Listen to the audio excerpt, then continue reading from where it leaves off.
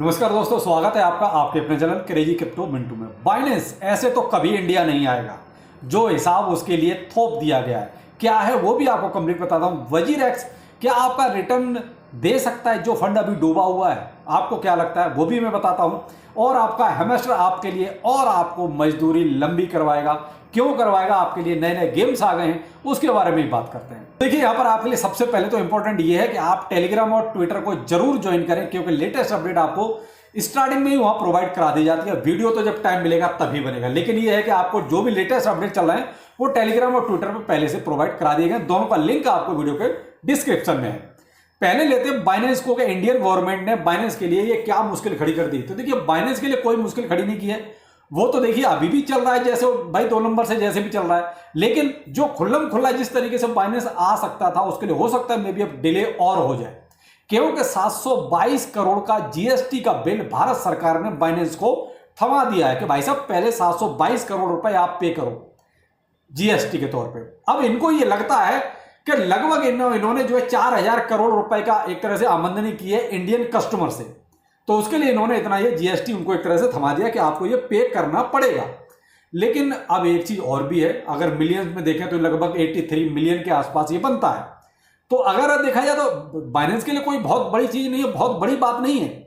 लेकिन किसी प्लेटफॉर्म को पहले इंडिया में आने तो दो, उसके सामने पहले से ही आप इस तरह की कंडीशन अगर रख देंगे तो क्या मन करेगा उसका आने का।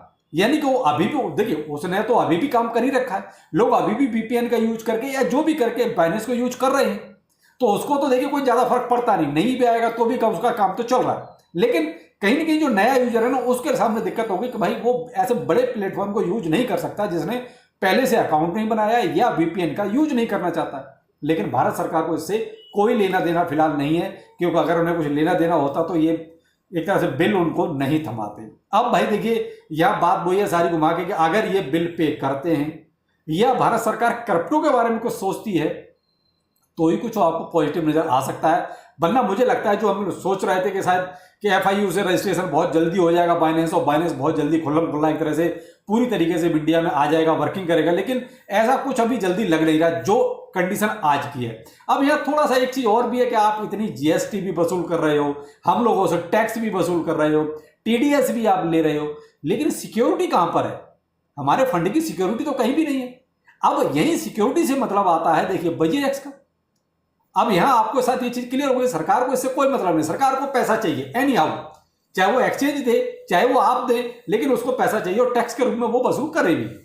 लेकिन यहां हमारी सिक्योरिटी नील है, जीरो है, उससे सरकार को कोई लेना देना नहीं, नफा नुकसान आप झेलो जो भी है आपका। अब यहां पर वजीरेक्स की जब बात आई तो देखिए वजीरेक्स का भी टॉपिक इसी में शामिल है। वजीरेक्स को साहब 20 दिन बाद ये याद आया कि हमको साइबर सेल में एक एफआईआर भी करानी है, यानी 20 दिन बाद 230 मिलियन का घोटाला हो गया, स्कैम हो गया या हैक हो गया, जो भी है वजीरेक्स की भाषा में। उसके बाद आपको 20 दिन बाद ये याद आया कि हमको एफआईआर भी करानी है। तो देखिए ट्विटर पे उसको जो है निश्चल को अच्छा खींचा जा रहा है। मैंने भी ट्विटर को छोड़ा कि भाई नींद से अब जागे हो, 20 दिन बाद आपको याद आया कि ऐसा करना भी है, यानी ये काम तो आपको स्टार्टिंग में ही कर देना चाहिए था। अब मुझे कहीं ना कहीं ये लगता है कि ये 20 दिन बाद इन्होंने अपनी पूरी सेटिंग करा के उसके बाद अब ये कम्युनिटी के लिए छोड़ दिया कि जी देखो हमने तो हाथ पैर भी मारे थे और अब हम एफआईआर भी करवा रहे हैं। यानी 20 दिन में इन्होंने अपना हिसाब किताब फिट कर लिया होगा, यानी जहां भी जैसे भी गोटियां हैं इन्होंने अपनी फिट कर ली होंगे। क्यों? इनको पता है अगर एफआईआर होगी तो छानबीन भी होगी, तो छानबीन होगी तो बहुत से बही खाते निकाले भी जाएंगे। तो शायद मुझे लगता है कि 20 दिन इन्होंने अपनी सफाई की है, कम्युनिटी के बारे में कुछ नहीं सोचा। कम्युनिटी का क्या होगा इनको इससे कोई लेना देना नहीं है। तो भाई यहां वजीरेक्स से मैंने आपको देखिए कल के वीडियो में भी यही कहा था कि वजीरेक्स से आप उतनी उम्मीद ना रखें अब कि जो आपका फंड गया है वो वापस आएगा। जबकि अभी वजीरेक्स ने ये बोला है एक ट्वीट में, आज ही बोला है कि हमारे पास 1:1 का पूरा जो है रेशियो है, यानी कि जितना आपका फंड है उसका हमारे पास ऑलरेडी बैकअप में है। तो भाई बैकअप में है तो फिर किसकी परमिशन चाहिए आपको? दो कम्युनिटी को आगे, सिंपल सी बात है, इसमें सोचना क्या है भाई? हैक हो गया वो आप अपनी छानबीन करते रहो, जब आपका मिले तब आप ले लेना। लेकिन जब आप ये कहते हो कि भाई हमारा रिजर्व में ऑलरेडी है 1:1 के रेशियो में, तो फिर भाई कस्टमर को क्यों परेशान कर रहे हो, क्यों नहीं देते? तो ये कुछ नहीं, सिर्फ बेवकूफ़ बनाने की बात है। और मैं तो स्पष्ट आज इसको निश्चल को ही टैग करके बोला हूं कि भाई क्यों कम्युनिटी को बेवकूफ़ बना रहे हो। आप ये बड़ी बड़ी बातें करना बंद करो, मुद्दे की बात पर आओ कि कम्युनिटी का फंड कैसे मिलेगा। आप ये कह रहे हो हमारे पास फंड भी है, फिर देते क्यों नहीं। अब 20 दिन बाद आप FIR करा रहे हो, क्या मतलब है इस FIR का। तो कहीं ना कहीं वजीर एक्स से देखिए, मुझे तो खैर पहले भी उम्मीद नहीं थी और अभी भी उम्मीद नहीं। अब भाई लक बाई चांस शायद इन पे कहीं से कोई प्रेशर पड़ जाए तो हो सकता है मिल जाए, वरना मुझे चांस नहीं। मैं तो भाई यही कहूंगा कि आपका फंड फिलहाल जो है, जो दिखाई दे रहा है, बस उसी की उम्मीद करो कि वही विड्रॉल हो जाए तो बड़ी बात है। तो अब आते हैं नई मजदूरी पर, यानी कि हेमस्टर कॉम्पैक्ट, यानी सीजन 2 की इन्होंने कल एक बात की थी, एक इन्होंने ट्वीट छोड़ा था और मैंने स्पष्ट बोला था कि आपके पास सिवाय कम्युनिटी को बेवकूफ बनाने का और कुछ नहीं है। आप एक नया गेम लाके और कम्युनिटी को पकड़ा हुए, तो ऐसे ही आपको 3-4 गेम और आज आकर थमा दिए हैं। जहां पर आप वो बाइक वाला देख रहे थे, वहीं पर आपको 3-4 गेम ये और मिलेंगे। यानी कि आपके सामने मजदूरी का और एक इन्होंने रास्ता रख दिया कि भाई आप खेलते रहो।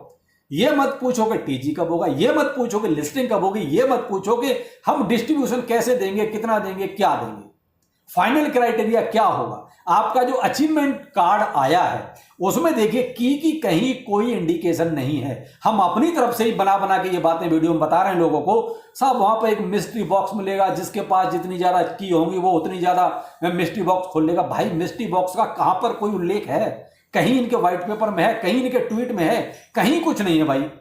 तो मेरे भाई क्यों इस की के चक्कर में ज्यादा पड़ना। भाई देखो यूट्यूबर तो अपना वीडियो बना रहे हैं, उनको अपने व्यू चाहिए, हमेशा के नाम पे व्यू आ रहा है। आप हमेशा के नाम पे कुछ भी झूठ बोल दो, व्यू मिलेगा।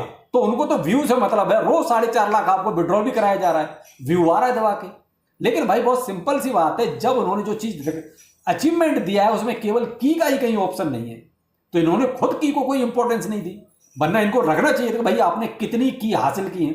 ऐसा आप अचीवमेंट कार्ड में आप कहीं भी नहीं देखेंगे। तो भाई इसलिए देखिए, मैं तो की को उतना इंपॉर्टेंस दे नहीं रहा। भाई बाद में ये कुछ ऐड उसमें कर दे तो कह नहीं सकता, क्योंकि भाई ऐसे वो कहता प्रोजेक्ट के जो पीछे लोग टीम काम कर रहे हैं उसका भरोसा कुछ नहीं होता है। ये एक नंबर के झूठे और बड़े वाले स्कैमर है, क्योंकि कम्युनिटी को अननेसेसरी के टास्क करवाए जा रहे हैं। तो भाई यहां अब रही बात गेम की कि खेलना है कि नहीं खेलना, ये डिपेंड आप पर करता है। मैं तो नहीं खेल रहा हूं और मैंने अब तक कोई एक भी गेम खेला भी नहीं है। जो बाइक वाले भी पहले चल रहे थे, मैंने कोई गेम नहीं खेला। मेरे पास इतना टाइम नहीं कि भाई ऐसा अननेसेसरी, और अब इससे ज्यादा उम्मीद है नहीं कि ये $2-4 दे दे तो बहुत बड़ी बात होगी। तो भाई यहाँ मर्जी आपकी, आपको जैसा गेम खेलना है आप खेल सकते हैं, वरना 4.5 लाख तो आपको रोज मिल ही रहे हैं, लेते रहिए, क्या फर्क पड़ता है। आपको तो करोड़पति वैसे बन ही जाना है। अब आते हैं सब मार्केट पर, कि मार्केट में क्या। तो देखिए मार्केट अभी भी आपका, देखिए मैं तो यही कहूंगा कि कंफ्यूजन पूरा चल रहा है।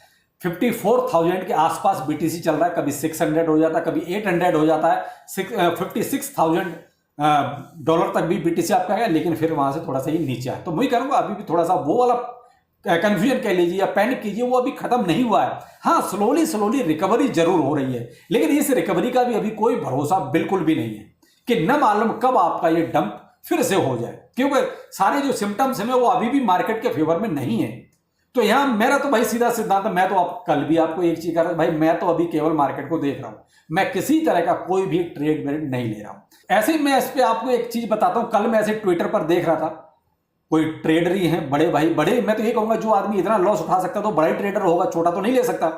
47,000 का, यानी कि $47,000 की ट्रेड लिक्विडेट हो गई। अब अंदाजा लगाइए 47,000 कितना होता है रुपए में, यानी कि इतनी बड़ी बड़ी लोगों की ट्रेड लिक्विडेट हो गई। तो आप अंदाजा लगा सकते हैं कि ऐसे लोगों को कहता है खाना पीना कुछ भी अच्छा नहीं लग रहा होगा। तो यहां तो मैं तो वही कह रहा हूं भाई, हम तो खैर इतना लंबा खेलते नहीं, लेकिन ये लंबा खेलने वाले, इनकी हालत भी बहुत पतली हो चुकी है। आप देखना आजकल कोई भी चार्ट आगे नहीं फेंक रहा है, कोई भी छाती नहीं पीट रहा है। देखो मैंने कहा था, क्यों? सबकी लाइन फिक्स हो गई है, सबकी BTC ने लाइन काट दी। सब 30 मार्क हम बन रहे थे चार्ट दिखा के, लेकिन आजकल कोई आपको चार्ट नहीं दे रहा है। तो भाई ये मार्केट जो है ना ऐसा ही करती है। तो मैं तो यही कहूंगा कि भाई जिसके पास फालतू फंड है वही थोड़ा बहुत आगे बढ़ के कुछ खेले, जिसके पास लिमिटेड फंड है वो तो वेट ही करे, ज्यादा अच्छा है। बाकी आपकी मर्जी है, समझदार है, मार्केट में बहुत दिनों से हैं, जैसा आपको ठीक लगता है आप कर सकते हैं। चलिए फिर मिलते हैं, नमस्कार।